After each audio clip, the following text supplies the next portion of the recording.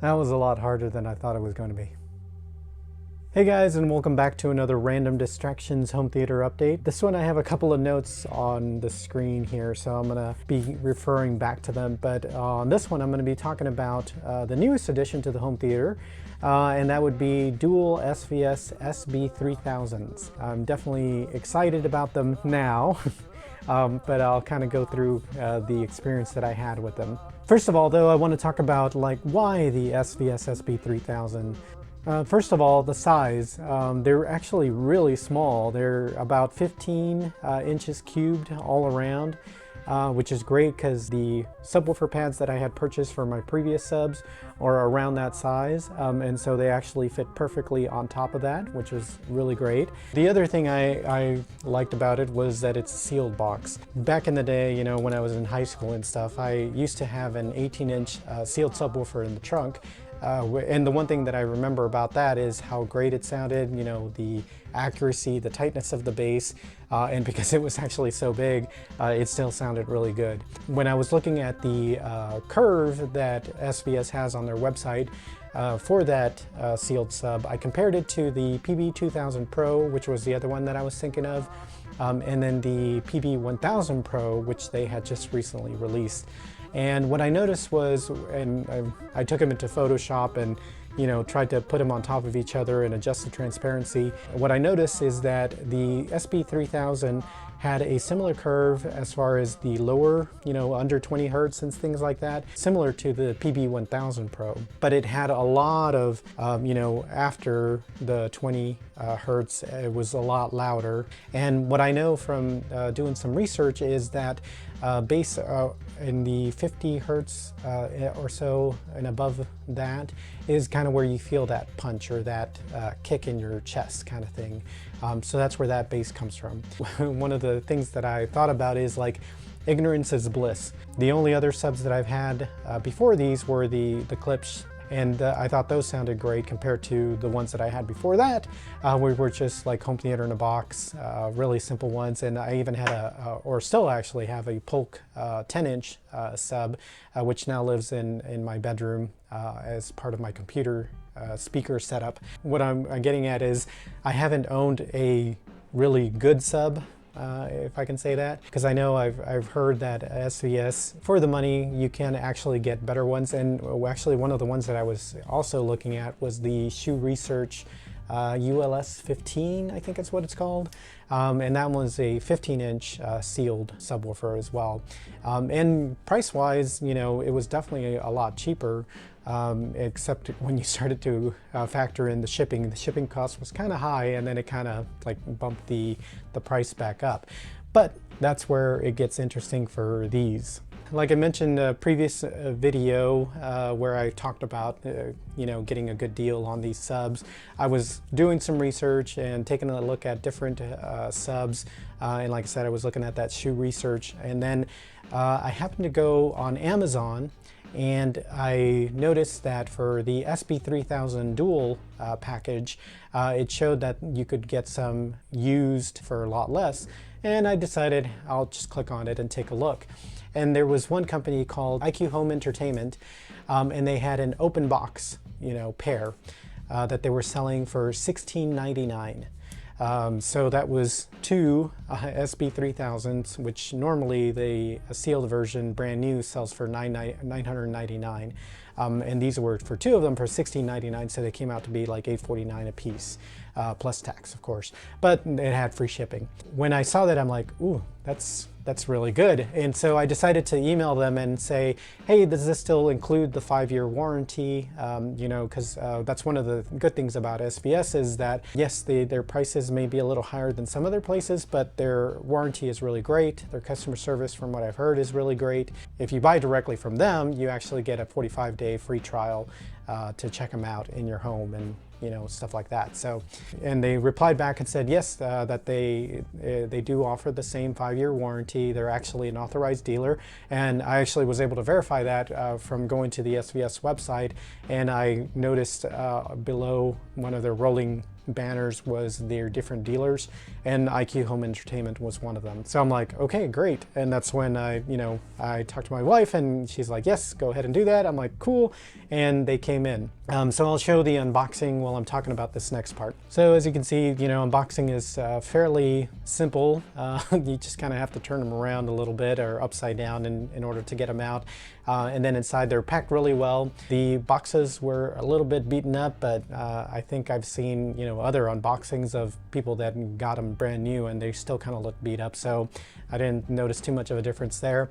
And inside it's just the subwoofer itself, the grill, the cable or the power cable, and then some literature that kind of goes along with it. The way that mine was packaged, because it was an open box, one of them did not look exactly the same as the other one as far as how it was boxed. That was just a little bit of a difference, but nothing major. When I took a closer look at them, I did notice that one of the subs actually had a kind of a scratch on the back plate of the amp, but it didn't look like it was affected anything. It was just more of a cosmetic thing. The other one looked like they actually never even took it out of the box. So I don't know if they had ordered these and they unboxed that first one and scratched it, or it had a scratch, and that's when they boxed everything up and sent it back. And as far as that goes, it really didn't matter to me because that was going to be facing the back wall and nobody's ever really going to look at it or even know about it except myself. So I was definitely okay with that compared to being able to afford something that was a little bit higher than what I was originally thinking about. Hopefully still have that sound that I was looking for. Let's talk about that. So when I unboxed them, I went ahead and took off the feet on the bottom because, like I said, I have that little pad that I was setting my previous subwoofers on. And like I mentioned, they're just a perfect fit. They're really great. I put them in the same place that the other ones were, and I turned them on. I hadn't done any ARC settings. I just wanted to kind of hear and see what they sounded like. And it wasn't that great. For whatever reason, I was like, I mean, I could tell that, yeah, they seem to be a little bit louder and more even as far as the bass, but it wasn't blowing me away. I was like, I really was expecting to be blown away and stuff like that, but that was not happening. So I'm like, well, maybe it just I need to have ARC, run and do that. So I kind of set that up, and I wasn't really paying as much attention to it. I just kind of let it do its thing. After ARC setup, it did sound better, but it was still not that great. Or at least I was like, I'm not noticing a huge difference here. So I was a little bit bummed about that. The other thing I was noticing is that when I was turned off, like my entire system was turned off, all of a sudden one of the subs would start making a humming or buzzing noise for just a little bit, and then it would go away. I kind of started to notice that sometimes it happened like when our microwave was running or something like that. So it was really weird, but then other times it did it when the microwave wasn't on. So it was really strange. The one thing that I did think about is that I kind of had that issue previously with the other subs, but that was only when I was messing around with the cables or, something, if the cables were not, had been knocked or something like that.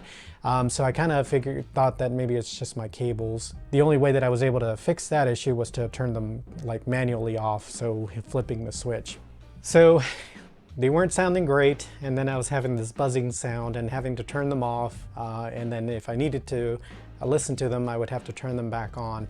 So I was starting to kind of reconsider my life choices here. Did I make the right choice with these subs? Should have gone somewhere else. However, I knew from seeing other people's reactions and what other people have said about these that there's got to be something that I'm doing wrong. It's actually kind of funny, when I was selling my other subwoofers, somebody had reached out to me on Facebook asking me about them for a friend that was looking into them, and this person was also into home theaters as well.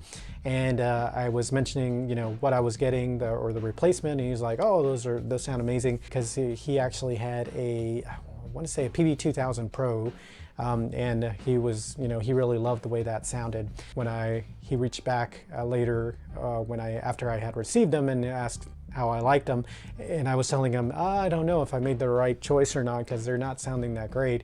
And he was like, really? Because they're, everybody gets blown away by how good they sound. And so I started to wonder, well, maybe I should have gone with the PB2000 Pros, you know, ported boxes, from what I've heard, especially for movies and stuff, you know, have that deeper sound and things like that. But again, I'm like, there's got to be something that I'm doing wrong.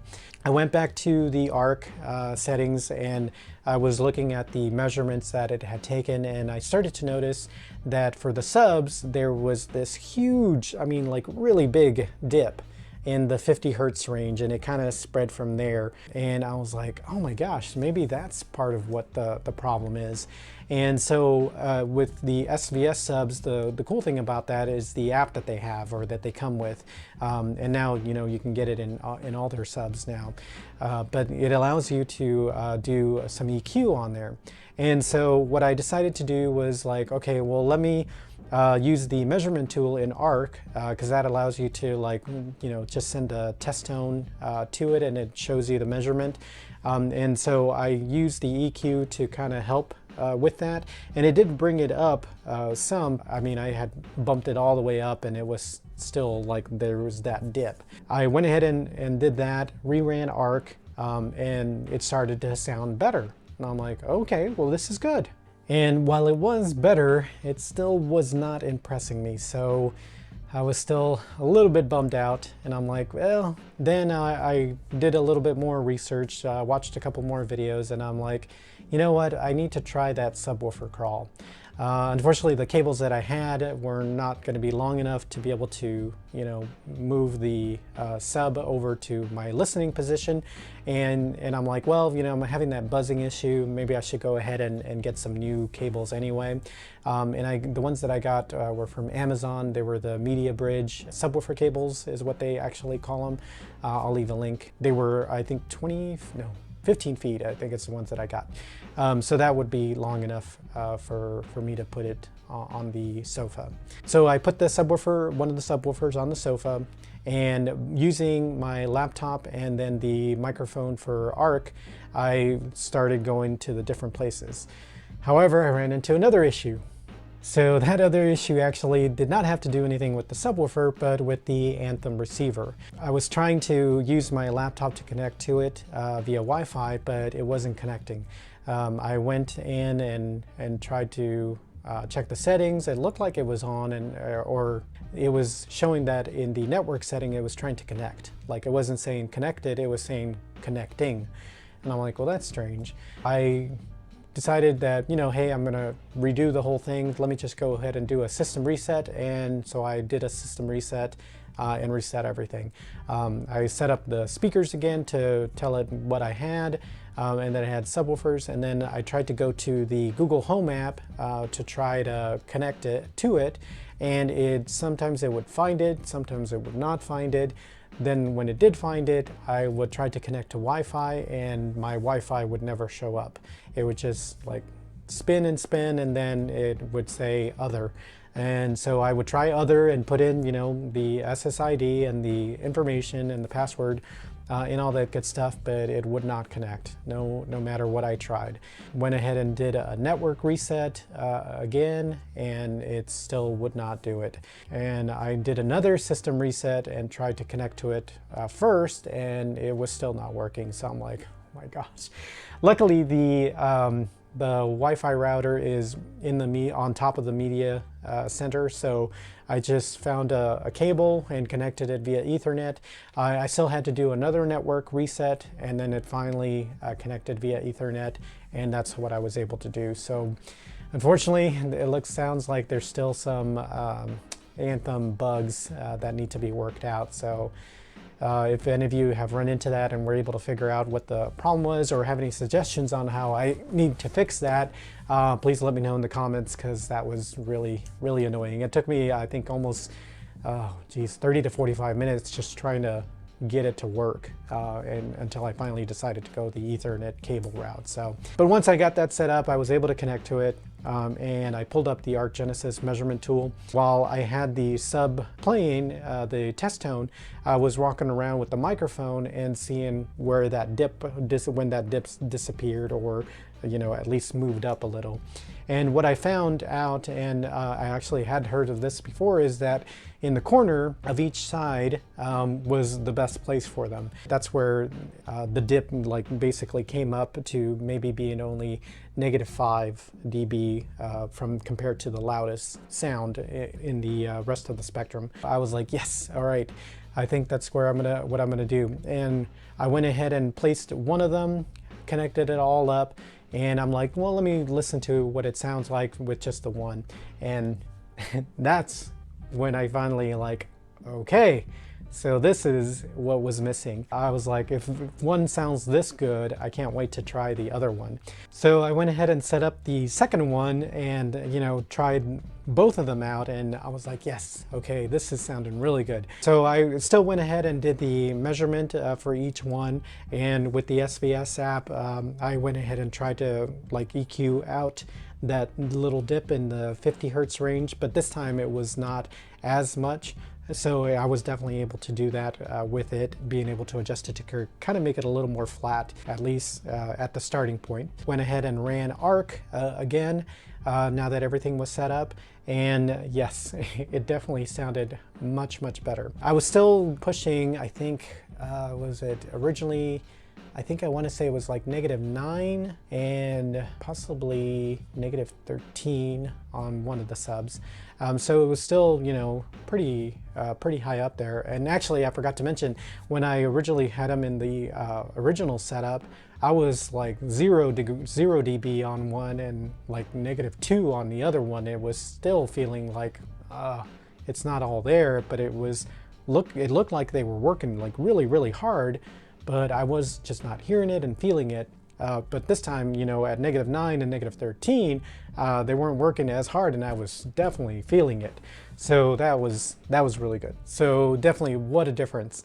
The other thing that went away was the buzzing. So it was definitely my old audio cables that were causing the issue, because I've had left them on for a long time and no buzzing. And so now I'm able to let the receiver turn them on and you know, whenever they need to, and be ready to go. So I was really happy about that too. The other thing that I noticed was the Facebook guy that I had mentioned before. He also mentioned that one of the other things to consider is that, you know, new subs need a little bit of break-in time, which I had heard before.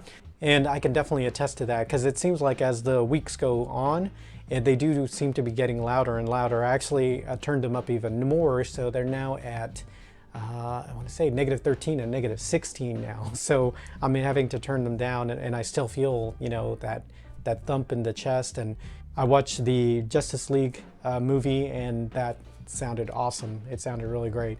When there was the really low notes, I could hear it and feel it. And then like the machine gun fire or the cannon fire, stuff like that, you could feel that in your chest whenever that happened. So that was really cool. So yeah, it took a little work to get that sounding right, but it's definitely worth it. The SVS subs, I'm really loving them, and I know I didn't get them from SVS directly, but I just couldn't pass up that good of a deal. Because I did like them so much, I had, you know, reached out to SVS about becoming an affiliate, and they actually approved me. So I will have affiliate links to the SB3000s below for them, and also for IQ Home Entertainment on Amazon.